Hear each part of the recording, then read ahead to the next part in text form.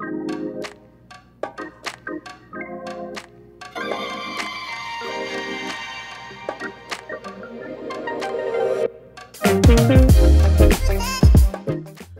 everyone, welcome back to a new video. OxygenOS, one of the finest and stunning ROMs on a market whose look and feel are quite amazing. But this time it's really impressive. We even made a video on OxygenOS, that is OnePlus 8 port that was sadly removed by OS gang. But now it is back in the form of OnePlus 7 port based on Android 11. The installation for this ROM is a bit different as compared to other ROMs, which will be explained at the end of this video. Before that, let's look around this ROM to decide whether this is actually ready to be your daily driver. So without further ado, let's get started.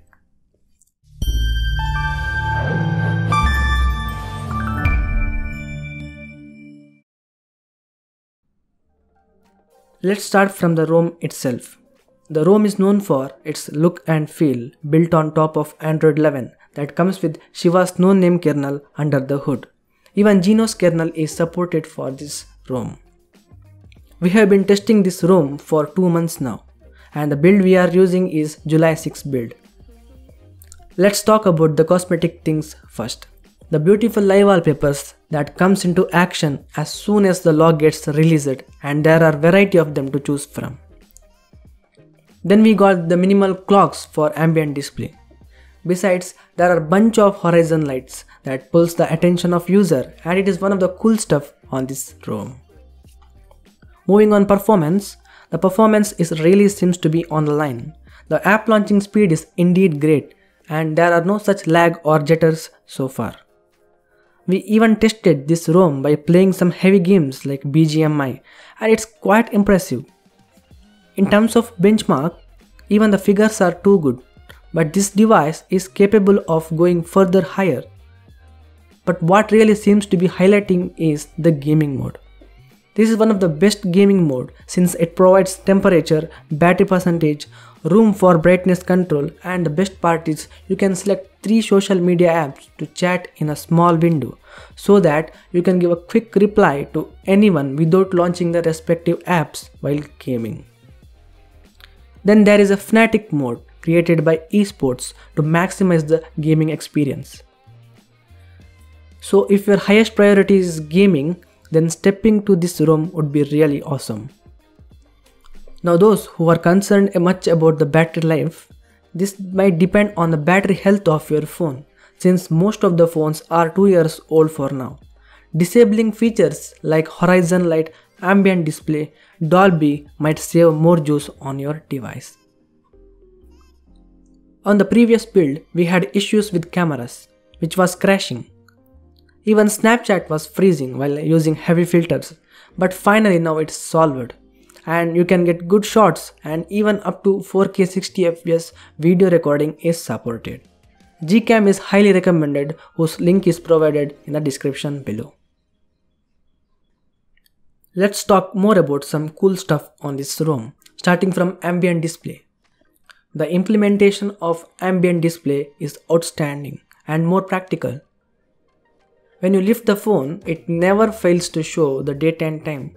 At the same time, flipping the phone suddenly turns off the display.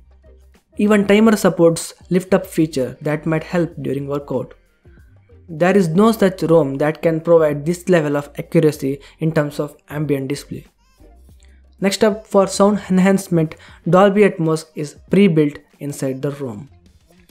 Then we got an inbuilt screen recorder, and we are happy that for the first time it supports internal as well as external audio that was missing on the previous build. Now coming to security, safety net passes without root, and all the UPI app works without any issues. And more surprisingly, Play Store shows that device is certified. So no issues regarding security. Speaking about the cons that exist on this ROM, starting from the exclusive feature of POCO F1, the IR Face ID, which is missing, and it's just a camera that handles the Face ID. Next, the volume output, which is too high when set to max as compared to the usual limits the device comes with. And user has no privilege to choose ringtone from other source that might fix in future updates. And that's all about the cons and end of this review. Now let's jump towards the installation. Here are the pre-requirements before installing the ROM. You need a stable and faster internet connection. Then download 3 files: ROM file, recovery file by OFGang version 8 and the firmware file whose links are provided in the description below.